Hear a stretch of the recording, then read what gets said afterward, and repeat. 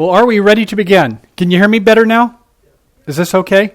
Okay, well, welcome to Crosley Bridge Club here, and it's great to have you and to have repeat customers, I might add. So a little bit about introductions first. I'll start with myself. You asked me about my background. And so my name is Michael Nissler, and I have been playing bridge the better part of 20 years. I didn't get an opportunity to start at a young age, but my parents, when I was dating, they said, well, if you want to do things with us, you better learn how to play bridge. And so my girlfriend, fiance, and then wife, we learned bridge from my parents. And when I started off, it was difficult. You know, they would kind of do just little basics, but I didn't really have any books, or I didn't know what I was doing. I was kind of like Bambi in the headlights sometimes. What do I bid? What do I play? And it was kind of like, as I mentioned to you about my golf game, is that, you know, sometimes they just hit the ball and say, just play a card, Michael. Just make a bid. You know, I didn't know what to do. But I went on a cruise ship, and they had duplicate bridge, and it kind of exposed me to this big range of game of cards of bridge. And so, you know, I started doing this thing. I started getting some of these bridge books. You know, before I know it, I was really bitten by the bug. And, you know, some of these people get many thousands of books when they really get into it. I have, I think, about 300 books and a whole bunch of magazines. And finally I said, you know, I think I've got enough. I sort of was thinking that maybe I could take them and, you know, I could rub them off on me like this, and it would, but it doesn't work that well that way. So the first week we're doing the intro, and then we're going to get into the no Trump bidding. Now, you all could be tonight watching the debates, and some of the people are saying, no Trump. But that's a different type of Trump, isn't it? But we'll start off with the no Trump contracts, and then we'll get into the suit contracts. First, the major suits, the hearts and the spades. That's where we have a 5-card to open. We'll talk about that. And then after that, we'll take a look at hands where we don't have a 5-card major. Now, back in the early days of bridge, they said, well, you only need a 4-card major to open. This was the Gorin style of bridge and some of his predecessors. But in about the 1950s, it got to be more modern. And they say if you open a heart or a spade, that would be you'd have 5 or more. We'll talk about that. So anyway, the week after that will be in the minors. And then we'll start putting it all together with a little bit about the bidding and the scoring and some of the inferences and a lot of play tips. Okay, so we're going to start off by a famous hand. I think I have a board at your table. In duplicate, we don't just take the cards and just shuffle them up, but we have them go from table to table so that they can be replayed. You don't intermix your cards in duplicate style of bridge. I'll explain about that. But this was, yes, go ahead. You have a question. What is duplicate bridge? I don't even know that. Okay, duplicate bridge. My mother, when I was starting out, she says, oh, Michael, those people at duplicate, you know, watch out for them. They're really good. They're really serious. They don't talk. You know, they don't talk. And it's true. So a little bit about the background of bridge. So it all started off in the 1500s with whisk, which was actually, maybe it was the 1600s. The 1500s, they had a game called Rough or Trump. I think they probably played it in the bars, and some of the better Englishmen, they said, well, we can do better than that. We're kind of proper, and we have etiquette, and we are not kind of boisterous. So that's what that word means, whisk. So it was like a variation of the game of Rough or Trump, and it had a little different rules. Then it went from whist to bridge whisk to then auction bridge, then to contract bridge, or what my parents would call rubber bridge. And then they said, well, let's have this duplicate form. So the duplicate form, the scoring is a little bit different. And you don't just randomly shuffle your cards. You play with multiple tables in a room like this. And what happens is when you get through playing the cards, the identical 13 cards for you and the other 3 opponents will be played. So it's not whether you get a big score or a little score. It's you get more than everybody else in the room with those identical cards. So they used to put them in a wooden container. That's where they call it a board. Now you see they're kind of plastic, or I have some over here that we'll see in a little bit that when you're on a cruise ship or something, you don't want to like bring them along. These little wallets, they're little portable carriers that are lightweight. But it's basically the notion where you segregate the cards so the identical hands will be played at other tables. And the scoring then isn't how many points you make, but whether you made more points than your opponents at the other tables in your same seat. Okay? So you don't move, just the cards move. It turns out, the cards move from table to table. Yeah, the people in north and south typically, they stay, and the east-west are the ones that move. It can depend. If there's only 5 or 6 tables, sometimes everybody moves around. But anyway, I'll get more into that later on in the class. But great question. Thank you. So anyway, we're going to talk about a famous hand. This was actually in the Time magazine in 1953. And whoops, what did I do? I hit the wrong button, I think. There we go. And so this person, the famous person, and let me know if you know who it is. I'll give you some more tips. This person was going to West Point. He was playing 6 nights a week, and he was really hooked into the game of bridge. He did this for 5 months. And so he was playing with a famous partner.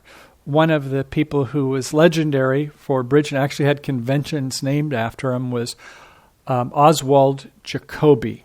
And if you've heard of the Jacoby transfer or the Jacoby Tunro Trump, he invented some of these very popular conventions that were played. And so this person who was playing with him from West Point, he played in a slam contract. Now, we'll later on talk about contracts, but if you bid slam contract, it says you'll take 12 out of 13 tricks. A grand slam is 13 out of 13. Boy, you think I can take them all, which doesn't happen that often. Maybe if you were playing 25 or 30 hands, you might have a hand that makes a slam. And this person bid slam on this hand. And we talked about their partner, and we're going to take a look now at a simulation. Now, if you go ahead and take your cards out of that board, right there where you are, the north and south, they're going to have the hands. Now, Oswald Jacoby was in the north hand. And go ahead and pull out your cards out of the board. Now, I think all of you understand how to sort your cards by suits. Clubs, diamonds, hearts, spades. Remember that they're alphabetical. C is low, and then that's clubs. D for diamonds is next up. H for hearts is higher than that. And then S for spades is the highest. So if you can't remember that, just think of club feet, diamond in your hand from bottom to top. Hearts is above where your diamond ring is. And then your spade if you're holding like a big shovel in your hand or the shape of your head. Okay, the club is the lowest ranking suit. The club feet. And then your diamond on your finger is going to be the next ranking suit. And then the heart is higher than that. And then if you got a spade in your hand, that's up by your head. So anyway, that's the 4 different suits. Okay, so have you got your cards sorted by suit? Oftentimes you put them high to low. And I recommend that you don't do like when you're playing the hand, is you don't do like what my beloved wife would do. She would have the cards like this, and when she would be playing, she'd run out of a suit. Then you have 2 blacks next to each other, and she would like move them around like that. Oh, Margot, you can't do that. Oh, what? I said, everybody knows you're out of the suit now. And so she would go then like this. When she'd run out of suit, she'd put the cards beneath the table. And I said, I laughed. She said, what? I said, I know why you got your hand. She said, stop looking at me. So that's the joy of playing with your spouse. Any rate, okay, so you've got them sorted from high to low probably. And one of the things I like to tell students, you may know this already, but it's good to know, is most of us are right-handed. We hold the cards in our left hand like this. And if we hold them kind of at an angle, then our right-hand opponent, remember your partner is across from you and your opponent's to the side. You don't want your right-hand opponent to see all your nice cards, right? So you just kind of keep your cards closer to you. And I see all 4 of you have your cards behind the table. Congratulations. If you have them in front of the table, it's easier for somebody to see your cards. And then, if I drop it and it doesn't hit the table, it's okay. But if it drops it and it goes on the table, well, that will result in a penalty. Then the opponents will call director, and then I get called over, and I've got to see what we do to... Oh, we got one more there? Thank you. What we do to make restitution for dropping a card. And so try to do just like you are. Keep your cards beneath the table and try not to have your opponents to see them. Or as my mother would say, one peek is worth two finesses. And we'll talk about finesses later. So they went 2 spades over here. And South says, well, that's all I had to hear is that we've got a partnership fit. You like spades, and I've got killer spades here. Ace, queen, jack, 10, and 2 others, 6. And if your partner supports you, they must have 3 or 4 maybe. So after hearing that, this person said, well, I think we have a chance for a slam. I think we can maybe take 12 of the 13 tricks. So they made a special bid we'll learn about in a little bit later in the class. But essentially, this person in the 1930s, he was a insurance executive, manager, and he had this idea on how to see if you can make slam by asking your partner, how many aces do you have? Once again, my parents would play with their buddy, Johnny Reyes, his name was. And so the way you find out, you ask by bidding 4 no trump. And if we look back at the auction, that was exactly what the person with the south hand. Now, it's not to say I want to play no trump. In this conventional treatment, it says, how many aces do you have? Well, Johnny Reyes, when he wanted to do, his partner said 4 no trump, he would say 2 aces. You're not supposed to say that. It's a coded system of meaning. And if you take a look at the north hand, they have 1 ace, don't they? The first step is no aces. Diamonds is the next bid. Remember, it starts clubs, diamonds, hearts, spades. Diamonds says, I have 1 ace. And so they said, I bid 5 diamonds. It's Johnny Reyes would just tell his wife, Flo, 1 ace. We're not allowed to say it that way, right? Anyway, after 5 diamonds, then the person in south said, I am going to bid 6 spades. I think we can make 12 of the 13 tricks. Now, what's this 6 versus 12? Well, it's assumed that you can always, whoever has the auction can make 6 plus 1. This goes all the way back to the whist days. You know, if you have 13 cards, you don't say you start at 7. That's just like 6 plus 1, as we'll see in a little bit. So he said I can make 12 of the 13 tricks. Do you have any idea who this was? Somebody very famous, a politician in the 1950s. I would say Dwight Eisenhower. You are right. Hey, Dwight Eisenhower, very good. And so Dwight Eisenhower had this hand, and now it's time to play. And so we'll go ahead and follow along here, if you will, and see how the line of play was. Can I ask a question? You sure can. In the bidding, is there any advantage or disadvantage to bidding the slam, or do you even bid the slam? I will talk about that, and it's a great question. This is just to get people excited about the game. But that's okay. We're going to jump ahead. And the answer is that when you bid to getting 3/4 of the tricks, that is, of the cards, like in war, when you win one, that's like a trick, and you win a second one, you got 2 tricks. They call it a trick. And if you can win 10 of the 13 in a major suit, we'll talk about that, hearts or spades, then you would get a game bonus. But if you want to do 2 more above than that, then you get a slam bonus. Much more points for slams. The great question. And I will definitely get into that. This is just a tease. So the opening lead, this person was the declarer. They were the first person named this suit, weren't they? They named spades. Nobody else called spades before. So this person is the declarer. That means they're the one who wants to play the hand, and that means the person to their left over here in west is the one who has to make the opening lead. You know, that's the honor. It is if you have saying, I will go ahead and play this hand, then the opening lead comes to you, which is kind of nice, isn't it? You get to see 3 people play before you play. On the other hand, you don't get to start the play, they get to start. So it's a kind of give and take. Okay, now, after the opening lead is played, then this person no longer plays their hand. They're called the dummy.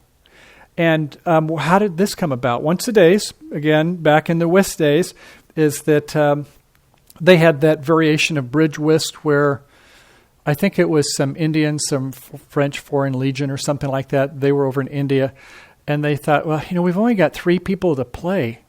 Oh, we need a 4th person to play. And they said, well, how about if we just put the remaining 13 cards with 52 cards in the deck, right? 13 cards per suit, 4 suits. So we'll just put the other 13 down and we'll all kind of play that as the fourth person. It stuck through the days of bridge. That's where we get it from. So this becomes the cards everybody can see.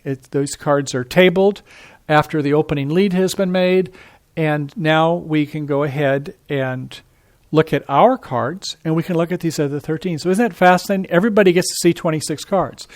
South gets to see their partner's cards once the opening lead has been made. Over here in West, once you make the opening lead, you can see 26 cards. Over here in East, partner of West, right? They can now see 26. So it's kind of, you can start to make some inferences based upon, oh, there's 26. I wonder what the other 13 and 13, the other 26 has got going on. So, okay, so the opening lead was a 9 of diamonds to the 10 to the ace. Dwight Eisenhower played a king? Why didn't he play his 5 or 4? Huh. Well, the queen and the jack are good, aren't they? So maybe if he wanted to be sure that he didn't get somehow locked in this hand, he had some way to get up to this other hand, he unblocked is what he did. We'll learn about that later. It seems kind of weird, doesn't it? But what he has in mind is he's trying to get some extra tricks to make this contract, and we'll see his line of play. Okay, so he's won the first with the ace of diamonds over in the east, and then the east player comes back with a club, jack. Well, now Dwight has to say, who's got the king? Did they lead away from the king? Was the king in this hand? Or might the king be in my left-hand opponent's hand? Boy, they've already won one. If I play the queen at Stewart, I think I'll go up with the ace. I'm not going to risk. It's just called the finesse. They tried to finesse him to see if they could get him to play the queen rather than ace. But he didn't bite. He's already lost one. If he loses another, he's lost 2. He can never make a slam contract. Once you played that card and you lose it, you can't make it. So, okay, he goes up with the ace. Fine. So now he needs to make his plan. Well, that's one of the first things we do is we make our plan. And he's thinking, well, I guess that I could try finessing the heart. You know, if the queen is over here, then I guess I could make an extra one there. But what if the queen is over in this hand? Well, that won't work. And he thought, well, you know, maybe what I can do, I've got 5 and 2 is 7 hearts. How many cards are in a suit? 13. 7 from 13? 6. So the opponents, they may have 3 in one hand and 3 in the other. That would be good, provided you can get to that north hand. Or maybe it's 4 and 2. You find out sooner or later that 36% chance, 1 in 3, that it's 3 and 3, and 50% chance, 48% actually, that it's 4 and 2. So he's going to hope that he can have enough entries to this hand is his strategy. So what he does is he plays the trump first of all. Now he has 9 trump, right? He has 6 in the south hand and 3 in the north hand. 9 from 13 leaves 4. And they could be either 2-2, 3-1, or 4-0. 2-2, 40% of the time. 3-1, 50% of the time. 4-0, I'm going home. No, 10% of the time is 4-0. You hope that doesn't happen against you.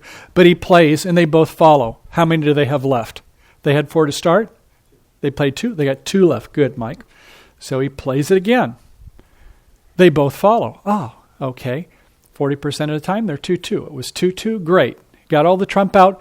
Now I can go ahead and try doing the heart things. They cannot take away any of my high cards because I have got all of the trump out. Remember, this is a trump contract. Spades. Okay, he next then comes with a heart. Doesn't try the finesse. If he tried the finesse, what would have happened? If he played to the jack, it would have lost to the queen. He would have gone down. Instead, he says, no, I'm going to try something else. He wins with the king. He plays the ace. They both follow. How many hearts have been played so far? 4 first time? 4 a second? Right? 8. An easier way to keep track of it, though, we had 5 and 2, didn't we? We had 5 in the north, 2 in the south. So we had 7. They played 1 round, that's 2. They played 2 rounds, it's 4. How many do they have left? 2 left, right? They had 6. Do they fall? Do they each play on the 3rd round? No. This person did not. So this person had 4. So it was a 5, 4, 2, 2. After a while, this stuff is so easy. Right now, you won't remember it probably, but you see how a bridge player thinks? They say, okay, this person's got 1 more heart. So how about if I play, oops, I went a little bit too fast. Let me go back 1. I hit a double click there. Okay, and we get to the heart, to the ace, to the king. We play the 3rd round and we rough it. We cannot follow suit. We can now play a slough of another card, but we can also trump it. We can't lose any more tricks, so we are now playing one of our spades. Spades is trump. It beats aces if you have no more in that suit. Of course, you must follow suit. Okay, next, he plays the diamond. Remember he played the king? It seemed weird on the ace before, but now we can easily get a diamond up to the jack because that was the hand he wanted to have entries to. He plays the jack, and what do you think? He's going to play another heart. He plays another heart, and you can see that he's now got the queen of diamonds. He can now, on that last heart, because there's no more, right? This person had 4, 5, 4, 2, 2. He can now finally pitch a club over here in the south hand. You see how he was able to get an extra trick by eventually promoting this heart suit? Does that make sense? Just a little bit? Okay. And then he has the spade and another spade, so he makes 13 or 12 tricks. So I know that this is probably over our heads, but the idea is just to appreciate that in Time magazine, Dwight D. Eisenhower and Oswald Jacoby, this is the first time in a national magazine that bridge was. It was on this hand. It was a very nice play. I think when we start off, it's like, man, I don't even understand what's going on there. But there's 3 ways we can get extra tricks we'll talk about. One is by promotion, one by roughing, and one by finessing. And he could have tried 2 finesses, but both finesses would have failed. You see that the king is behind the ace-queen. If he tried the finesse, he would have gone down. If he would have tried the heart finesse, if the queen of hearts would have been over here, he could have played to the jack, and he could have pinned the queen.